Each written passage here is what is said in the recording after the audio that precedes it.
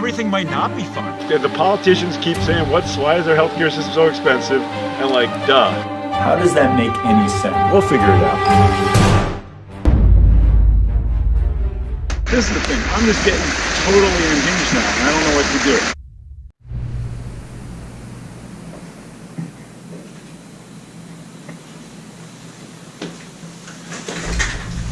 So I'm not running today. I'm sitting in a doctor's office because it's raining outside and it's cold.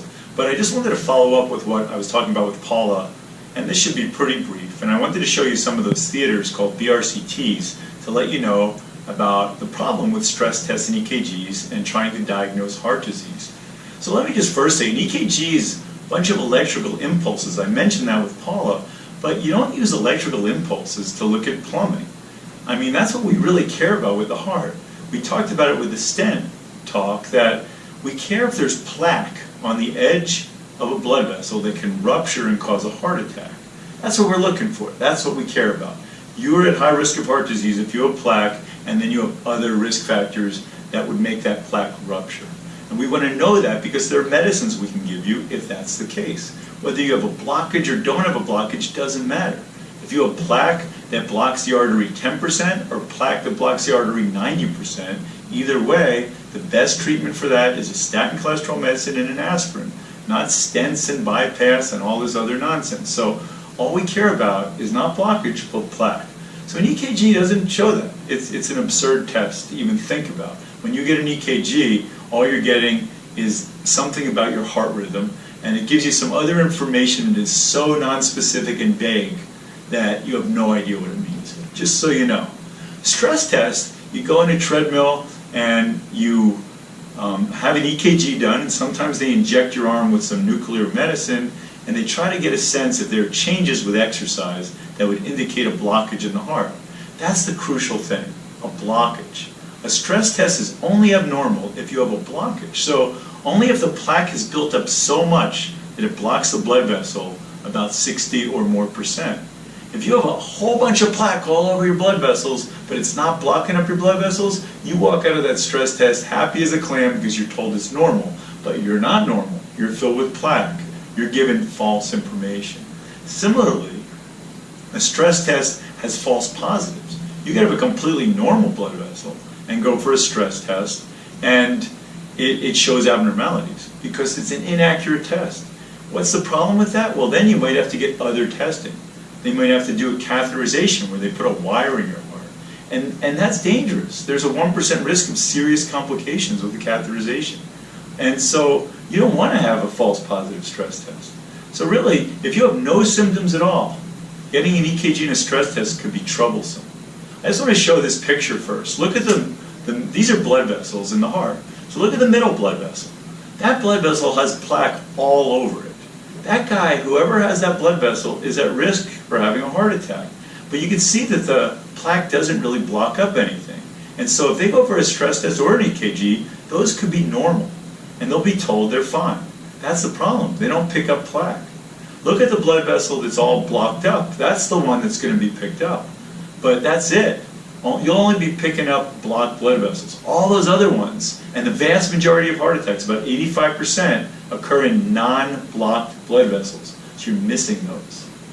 The false positive part is really very worrisome. So look at this set of 2 BRCTs. There's one theater that has no seats filled in.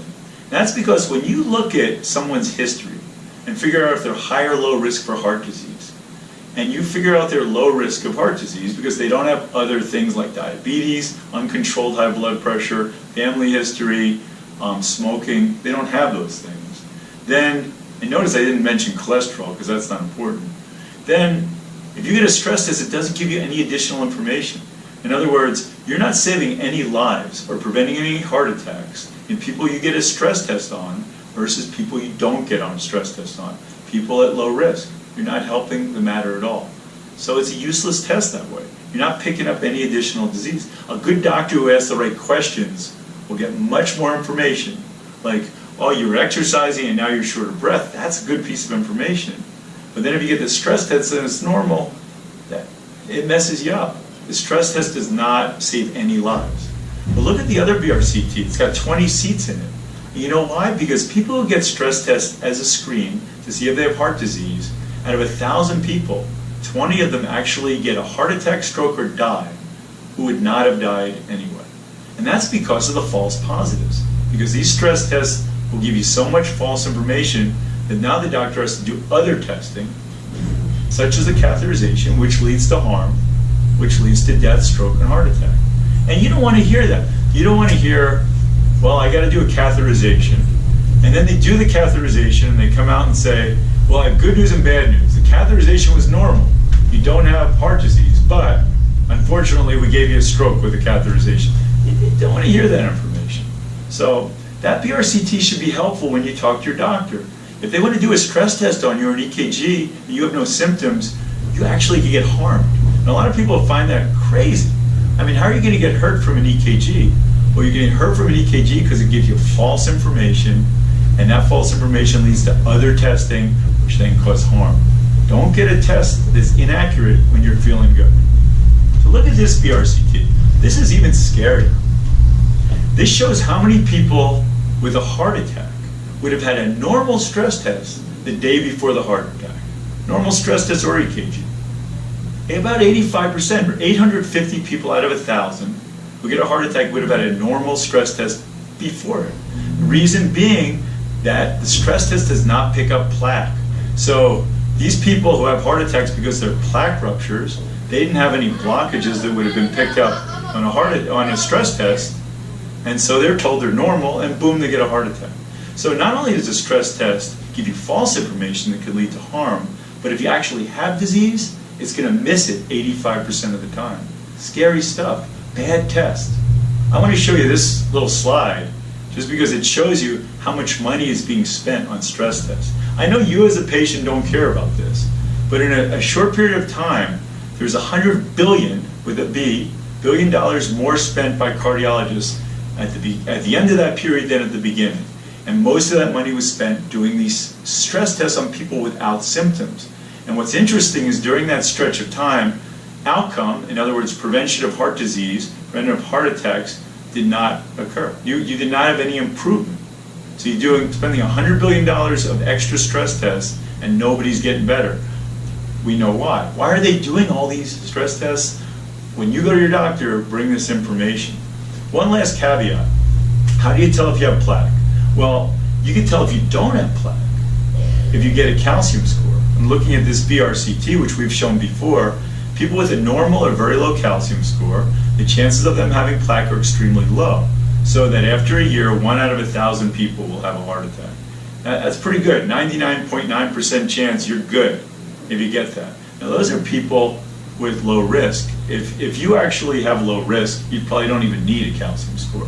If you have a slightly moderate risk, maybe you have high blood pressure, or maybe you have a family history that's slightly bad, getting a calcium score is pretty reassuring. I'll warn you though, a high calcium score means nothing. You could have normal vessels and have a high calcium score. I had a patient, really active, 80-year-old guy, bicycled 15 miles a day, whose calcium score was off the roof. The reason I got the calcium score was because he was on cholesterol medicine and I didn't think he needed it. So I wanted to prove he had a 0 calcium score, and it ended up being 2,000, which is outrageously high. Freaked the guy out, stopped bicycling. He went and got stress tests and catheterizations and all that stuff. They were all normal. Luckily, he survived the day.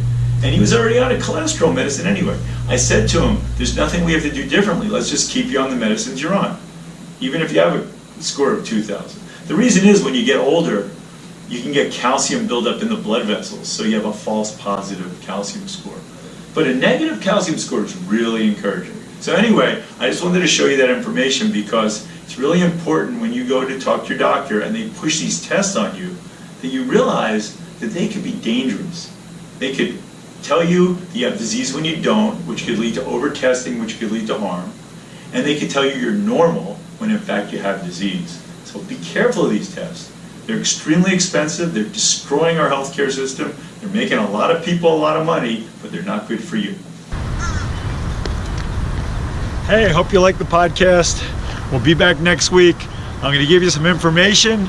If you want to check the website, if you want to email me, if you got your own stories, let's talk about it. See you next week.